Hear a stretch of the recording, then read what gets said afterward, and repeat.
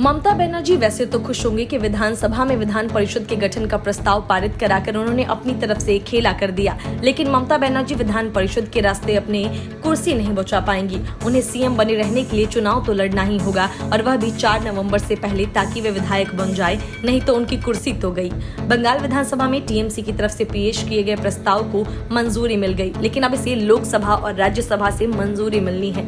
देश में एक तरफ जहां विधान परिषद की व्यवस्था को खत्म करने की चर्चा होती रही है, वहीं दूसरी तरफ ममता बनर्जी तुरंत में विधान परिषद का गठन करवाना चाहती हैं, ताकि वे सीएम बनी रह सके।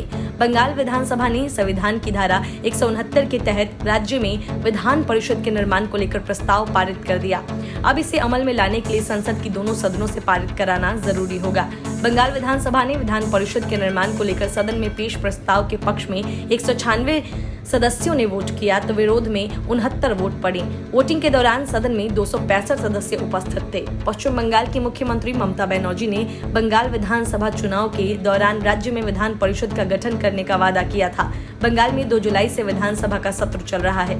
बंगाल में विधानसभा की कुल 294 सीटें हैं, और अगर विधान परिषद का गठन होता है तो उसमें 98 सीटें ही हो सकती हैं। ऐसा इसलिए क्योंकि विधान परिषद की सीटों की संख्या विधानसभा की कुल सीटों की संख्या से 1/3 से ज्यादा नहीं हो सकती।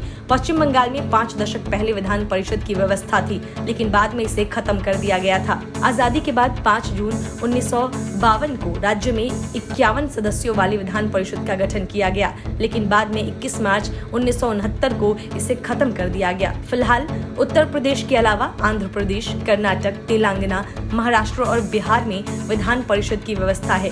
इस परिषद को विधानसभा का उच्च सदन भी कहते हैं। इससे पहले जम्मू कश्मीर में भी विधान परिषद थी, लेकिन केंद्र शासित प्रदेश बनने के बाद इसकी मान्यता खत्म हो गई। Bureau report, news of India.